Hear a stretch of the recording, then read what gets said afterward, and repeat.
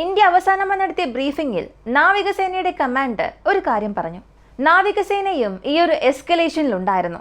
ഇനി എന്തെങ്കിലും സംഭവിച്ചാൽ, പാകിസ്ഥാൻ ഇനി ഇന്ത്യയെ തൊടണം എന്ന് ചിന്തിച്ചാൽ ഞങ്ങൾ എന്ത് ചെയ്യുമെന്ന് പാകിസ്ഥാൻ അറിയാം എന്ന് പറഞ്ഞ് അദ്ദേഹത്തിനെ മൈക്ക് ഓഫ് ചെയ്തു. ഇങ്ങനെ നമ്മുടെ 3 സേനയുടെയും നേതാക്കന്മാർ, പ്രധാനമായും ഈ DG എന്ന ഡയറക്ടർ ജനറൽ, നമ്മുടെ മിലിറ്ററി ഓപ്പറേഷന്റെ 3 സേനയുടെയും നേതാക്കന്മാർ അവരവരുടെ എക്സ്പ്ലനേഷൻസ് നൽകിയിരുന്നു.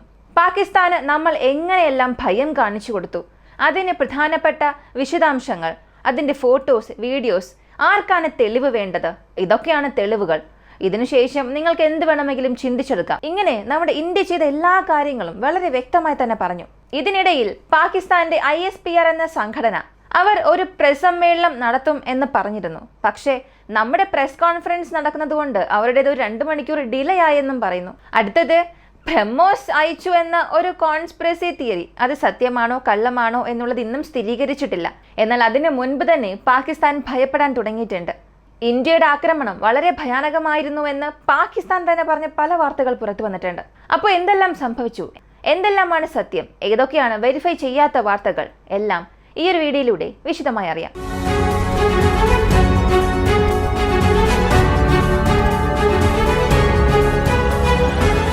നമ്മുടെ സീനിയർ ഓഫീസേഴ്സ് ബ്രീഫിംഗ് നടത്തി.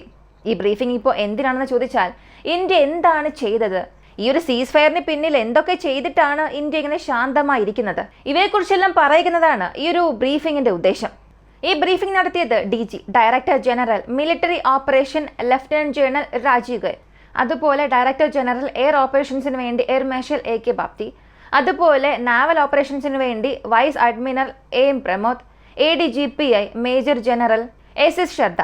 ഇവരാണ് ഈ ഒരു കോൺഫറൻസ് ലീഡ് ചെയ്തത്. ഈ ഒരു കോൺഫറൻസ് ലീഡ് ചെയ്യുമ്പോൾ നമ്മൾ എന്തൊക്കെയാണ് ആക്രമിച്ചത് എന്നിവ വ്യക്തമായി പറഞ്ഞു. ഓരോന്നിന്റെയും പേരെടുത്ത് പറഞ്ഞു. ആദ്യത്തെ ടാർഗറ്റിനെ phase 1 എന്ന തരം തിരിച്ചു. ഈ phase 1 ടാർഗറ്റ് ആണ് ഒറിജിനൽ ഓപ്പറേഷൻ സിന്ധു. അതായത് ഈ 9 സ്ഥലങ്ങളെ നമ്മൾ ആക്രമിച്ചല്ലോ, 21 ടാർഗറ്റ്, 9 പ്ലേസസ്. ആ 9 സ്ഥലങ്ങളിൽ എന്തിനെയൊക്കെയാണ് നമ്മൾ ആക്രമിച്ചത് എന്ന ലിസ്റ്റ് തന്നെ നൽകിയിട്ടുണ്ട്. Lashkar-e Taiba, Jaish Mohammed headquarters, Jacobabad airfield, Bholari airfield, Sukkur airfield, Sargodha airfield, Chaklala airfield അതായത് Nur Khan, Arifwala, Pasrur, Chunian air defence radars, Rahim Yar Khan airfield. ഇത്രയും സ്ഥലങ്ങളെ നമ്മൾ ആക്രമിച്ചു എന്നുള്ളത് ഒരു ലിസ്റ്റായി തന്നെ DGMO പറഞ്ഞു. ഇതിനുശേഷം ഈ ആക്രമണം നടത്തി എന്തൊക്കെ അവിടെ സംഭവിച്ചു, എന്തൊക്കെ നഷ്ടങ്ങൾ സംഭവിച്ചു എന്നുള്ളതും പറയണമല്ലോ. ആ ഒരു ഔട്ട്കമ്മിൽ ഏകദേശം 100-ലധികം ടെററിസ്റ്റ് മരിച്ചു. 7 സ്ട്രൈക്കിലുമായി ചേർത്ത് 100-ലധികം തീവ്രവാദികൾ കൊല്ലപ്പെട്ടു. പാകിസ്ഥാന്റെ റിലീജിയസ് സൈറ്റ്സിനെ ഒന്നും നമ്മൾ ആക്രമിച്ചിട്ടേ ഇല്ല. എന്നാൽ ഇന്ത്യയുടെ ടാർഗറ്റ്സ് എയർബേസ് കമാൻഡ് സെന്റേഴ്സിനെ മാത്രമായിരുന്നു. പാകിസ്ഥാൻ പകരം നമ്മുടെ റിലീജിയസ് സൈറ്റ്സിനെയും ചേർത്ത് ആക്രമിച്ചു എന്നും പ്രത്യേകം പറഞ്ഞു. ഇന്ത്യ സെവറൽ പാകിസ്ഥാൻ ഫൈറ്റർ ജെറ്റ്സിനെ താഴെ വീഴ്ത്തി, അതായത് അവയെ നശിപ്പിച്ചുവെന്നും പറഞ്ഞു. കൃത്യമായ ഒരു ഫിഗർ അവരോട് തന്നെ ചോദിക്കാനും ആവശ്യപ്പെട്ടു. ശരി, എത്ര പേർ മരിച്ചു എന്നുള്ളത് ഒരു ഊഹമല്ലേ പറയുന്നത്, കൃത്യമായ ഒരു കണക്ക് പറയാൻ സാധിക്കില്ലേ എന്ന ചോദ്യത്തിന് അദ്ദേഹം നൽകിയ ഒരു മറുപടി എന്താണെന്ന് അറിയണ്ടേ? ഞങ്ങളുടെ ടാർഗറ്റ് അവിടെ ആക്രമിക്കുക മാത്രമാണ് ലക്ഷ്യം, എന്നാൽ അവിടെ ഇരുന്ന് ഡെഡ് ബോഡീസിനെ എണ്ണുന്നത് ഞങ്ങളുടെ ജോലി അല്ല എന്നും പറഞ്ഞു. അടുത്തത് IAF എയർക്രാഫ്റ്റ് ലോസ് ആയി, റഫേൽ താഴെ വീണു എന്നുള്ള ഒരു വിവരമുണ്ട്, മിറാഷ് 2000 താഴെ വീണു എന്നുള്ള വിവരമുണ്ട്. ഇതിനെക്കുറിച്ചുള്ള നിങ്ങളുടെ അഭിപ്രായം എന്താണെന്ന് ചോദിച്ചപ്പോൾ നമ്മുടെ എയർ മാർഷൽ AK ഭട്ടി പറഞ്ഞത്, ഞങ്ങൾ പോയത് അവരെ നശിപ്പിക്കാൻ വേണ്ടിയാണ്, ഞങ്ങളുടെ ടാർഗറ്റിനെ അച്ചീവ് ചെയ്യാൻ വേണ്ടിയാണ്. നിങ്ങൾ ചോദിക്കേണ്ട ചോദ്യം നമ്മൾ ടാർഗറ്റിനെ അച്ചീവ് ചെയ്തോ ഇല്ലയോ എന്നുള്ളതാണ്. ഇവിടെ ലോസ് വരില്ല എന്ന് ആരെക്കൊണ്ടും പറയാൻ സാധിക്കില്ല, നമുക്ക് നഷ്ടങ്ങൾ ഉണ്ട്. എന്നാൽ ടാർഗറ്റ് അച്ചീവ് ചെയ്തോ എന്നുള്ള ചോദ്യത്തിന് തീർച്ചയായും ഞങ്ങൾ എല്ലാ ടാർഗറ്റും അച്ചീവ് ചെയ്തു. നമ്മുടെ പൈലറ്റ്സ് എല്ലാം സുരക്ഷിതമായി വീട്ടിലേക്ക് വന്നു എന്ന വിവരവും നൽകി. ഇതിലൂടെ ഒരു കാര്യം മനസ്സിലാക്കാം, 1-2 വിമാനങ്ങളെ നമ്മൾ നഷ്ടപ്പെടുത്തിയിട്ടുണ്ട്. അത് ഏത് വിമാനം എന്ന് പറഞ്ഞിട്ടില്ല, അല്ലെങ്കിൽ നഷ്ടപ്പെട്ടിട്ടുണ്ടോ എന്നുള്ളതും പൂർണ്ണമായി കൃത്യമായി പറഞ്ഞിട്ടില്ല. പക്ഷെ നമ്മുടെ പൈലറ്റ്സ് എല്ലാം സുരക്ഷിതരാണ്, ആരുടെ ജീവനും യാതൊരു ആപത്തും വന്നിട്ടില്ല എന്നും അദ്ദേഹം സ്ഥിരീകരിച്ചു. അടുത്തത് അദ്ദേഹം പറഞ്ഞ മറ്റൊരു പ്രധാനപ്പെട്ട കാര്യം, സിവിലിയൻസിനെ പാകിസ്ഥാൻ അവിടെ ഷീൽഡായി ഉപയോഗിച്ചിട്ടുണ്ട്. ഇത് ഇത്തവണയും അദ്ദേഹം എടുത്തു പറഞ്ഞു. LOC എൻഗേജ്മെന്റ്, ലൈൻ ഓഫ് കൺട്രോളിൽ എന്തൊക്കെ എൻഗേജ്മെന്റ് സംഭവിച്ചു, അതിൽ 35 മുതൽ 40ഓളം പാകിസ്ഥാൻ പട്ടാളക്കാർ കൊല്ലപ്പെട്ടിരിക്കാം എന്നും പറഞ്ഞു. മെയ് 7 മുതൽ മെയ് 10-ാം തീയതി വരെയും 35 മുതൽ 40 പാകിസ്ഥാൻ പട്ടാളക്കാർ വരെയും അവിടെ കൊല്ലപ്പെട്ടിട്ടുണ്ടാകാം. ആർട്ടിലറി എക്സ്ചേഞ്ചിൽ മാത്രമാണ് ഇത് സംഭവിച്ചത്. അതുപോലെ തന്നെ സീസ് ഫയർ വയലേഷൻ ഓപ്പറേഷൻ സിന്ധൂർ ഇവ രണ്ടും ചേർത്ത് നമ്മുടെ 5 സൈനികർ വീരമൃത്യു പ്രാപിച്ചു എന്നും അദ്ദേഹം പറഞ്ഞു. ഒരുപാട് സമയങ്ങളിൽ പാകിസ്ഥാനികൾ അല്ലെങ്കിൽ തീവ്രവാദികൾ നമ്മുടെ രാജ്യത്തിനുള്ളിലേക്ക് നുഴഞ്ഞു കയറാൻ ശ്രമിച്ചിട്ടുണ്ട്. അവരെല്ലാം നമ്മൾ തടഞ്ഞിട്ടുണ്ട്. ഇങ്ങനെ പല തവണ നടന്ന സംഭവങ്ങളെല്ലാം നമ്മൾ തടസ്സപ്പെടുത്തിയെന്നും അദ്ദേഹം പറഞ്ഞു. നാവൽ ഓപ്പറേഷൻസിനെ സംബന്ധിച്ച് ഇന്ത്യൻ നേവിയെ സീ കൂടാതെ ലാൻഡ് സ്ട്രൈക്ക് കാപ്പബിലിറ്റിക്ക് വേണ്ടിയും അവിടെ തന്നെ നിർത്തിയിരിക്കുകയായിരുന്നു. നമ്മുടെ കപ്പൽ സേന അവിടെ ഉണ്ടായിരുന്നതുകൊണ്ട് പാകിസ്ഥാന്റെ കപ്പലുകൾക്ക് ആ തുറമുഖം വിട്ട് പുറത്തേക്ക് വരാൻ കഴിയാത്ത ഒരു അവസ്ഥയായിരുന്നു. അതായത് അവരുടെ കപ്പലുകൾക്ക് നമ്മൾ ചെക്ക് വയ്ക്കുകയും നമ്മൾ അവിടെ തന്നെ നിൽക്കുകയായിരുന്നു. ഞങ്ങളെ കഴിഞ്ഞ് മാത്രമേ നിങ്ങൾക്ക് ഇന്ത്യയെ തൊടാൻ കഴിയുകയുള്ളൂ എന്ന തീരുമാനത്തിൽ നമ്മൾ അവിടെ നിലയുറപ്പിച്ചിരിക്കുകയായിരുന്നു. അതുകൊണ്ട് പാകിസ്ഥാനെ കൊണ്ട് ഏതൊരു മൂവും അവിടെ ചെയ്യാൻ സാധിച്ചില്ല. ഏപ്രിൽ മാസം 23-ാം തീയതി മുതൽ ഇതേ സാഹചര്യത്തിലായിരുന്നു പാകിസ്ഥാന്റെ നാവികസേന ഉണ്ടായിരുന്നത്. ഇതും അദ്ദേഹം സ്ഥിരീകരിച്ചു. അടുത്തത് കമ്മ്യൂണിക്കേഷൻ. DGMO ഹോട്ട്ലൈൻ മെസ്സേജ് പാകിസ്ഥാനിലേക്ക് അവർ അയച്ചിട്ടുണ്ട്. ഇനി ഒരു പക്ഷേ സീസ് ഫയർ വയലേഷൻ സംഭവിക്കുകയാണെങ്കിൽ തക്കതായ ഒരു മറുപടി നൽകും. നിങ്ങളൊരു പീരങ്കി അയച്ചാൽ ഞങ്ങൾ ഇവിടെ നിന്ന് മിസൈൽ അയക്കും. ഇങ്ങനെ ഒരു കൃത്യമായ മറുപടിയും നൽകിയിട്ടുണ്ട്. നമ്മുടെ റെസ്പോൺസ് വളരെ ഹെവി ആയിരിക്കും, അതിഭയാനകമായിരിക്കും എന്നും പറഞ്ഞു. അതുകൊണ്ട് തന്നെ അടുത്ത ചില ഓപ്പറേഷൻ ഡീറ്റെയിൽസ് എല്ലാം പുറത്ത് പറയാൻ കഴിയില്ല എന്നും അദ്ദേഹം ഈ ഒരു ബ്രീഫിങ്ങിൽ കൂട്ടിച്ചേർത്തു. ഈ DGM ഓഫീസേഴ്സ് വെറുതെ ഇത് പറഞ്ഞു പോവുകയല്ല ചെയ്തത്. ഓരോ വ്യക്തികളും അവരുടെ ടീം എന്തൊക്കെ ചെയ്തു എന്നുള്ളതിന്റെ തെളിവുകൾ, ഫോട്ടോസ്, വീഡിയോസ്, സാറ്റലൈറ്റ് ഇമേജസ് എല്ലാം തന്നെ നൽകിയിട്ടുണ്ട്. ഈ സാറ്റലൈറ്റ് ഇമേജസ് പോരാ എന്ന് തോന്നുന്നവർക്കാണെങ്കിൽ ചൈനയിൽ നിന്നുള്ള ചില സാറ്റലൈറ്റ്സ് ഇമേജസ് ഒന്നും നമുക്ക് നൽകാൻ സാധിക്കും. അത് നമ്മുടെ വാട്സപ്പ് ഗ്രൂപ്പിൽ അപ്ലോഡ് ചെയ്യുന്നുണ്ട്. വാട്സപ്പ് ചാനൽ ലിങ്ക് താഴെ കൊടുത്തിട്ടുണ്ട്. അത് ഫോളോ ചെയ്തിട്ട് അത് കാണാവുന്നതാണ്.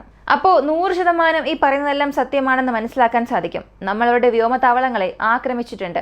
അവരുടെ എയർഫീൽഡിൽ ആവശ്യമായ സ്ഥലങ്ങളിലെല്ലാം നമ്മൾ ഗർത്തം സൃഷ്ടിച്ചിട്ടുണ്ട്. ഏതൊക്കെ സ്ഥലങ്ങളിൽ നമ്മൾ ആക്രമിച്ചു എന്നാണോ പറഞ്ഞത് അവയെല്ലാം സത്യം തന്നെയാണ്. നശിപ്പിച്ചോ? എയർഫീൽഡിനെയൊക്കെ നശിപ്പിച്ചോ? റഡാർ സിസ്റ്റത്തെ നശിപ്പിച്ചോ എന്നൊക്കെ ചിലർ ചോദിക്കുന്നുണ്ട്. പ്രധാനപ്പെട്ട എയർബേസ്, അതിനുള്ളിൽ നമ്മുടെ മിസൈൽ ചെന്ന് വീണ് അവർക്ക് ഡാമേജ് സംഭവിച്ചിട്ടുണ്ട്. അവിടെ എയർ ഡിഫൻസ് സിസ്റ്റത്തെ കൊണ്ടൊന്നും നമ്മുടെ മിസൈൽസിനെ തടയാൻ കഴിഞ്ഞില്ല എന്നുള്ളത് അവർക്ക് വലിയൊരു അപമാനമായിരുന്നു, നഷ്ടമായിരുന്നു. ഇതുകൊണ്ട് ഒരു പക്ഷേ പാകിസ്ഥാൻ പല രാജ്യങ്ങളുടെയും കാലിൽ വീണ് സീസ് ഫയർ ഉണ്ടാക്കണമെന്ന് ആവശ്യപ്പെട്ടിട്ടുണ്ടാകാം. ഇങ്ങനെ ഒരു സീസ് ഫയർ ഉണ്ടായില്ലെങ്കിൽ നമ്മുടെ ആക്രമണം ചെറുതായൊന്ന് മാറി, ഇതൊരു കോൺസ്പിറസി തിയറിയാണ്, ഒരു പക്ഷേ അത് സാധ്യമാകാൻ സാധ്യതയുണ്ട്. ചെറുതായൊന്ന് മാറി അവരുടെ അണുആയുധങ്ങൾ എവിടെയാണോ ഉള്ളത്, ആ അണുആയുധങ്ങൾ എവിടെയെല്ലാമാണോ ടെസ്റ്റ് ചെയ്യുന്നത്, ഇങ്ങനെ എല്ലാ സ്ഥലങ്ങളിലും നമ്മുടെ ആക്രമണം ഉണ്ടായിരുന്നിരിക്കും. അതുകൊണ്ട് തന്നെ ഇവർ ഒരു പക്ഷേ ഭയന്നിട്ടുണ്ടാകണം. അണുആയുധമുള്ള സ്ഥലങ്ങളെ പോലും അവർ സ്ട്രൈക്ക് ചെയ്തു. F-16 നിർത്തിവെച്ചിരുന്ന എയർബേസിനെ ആക്രമിച്ചു.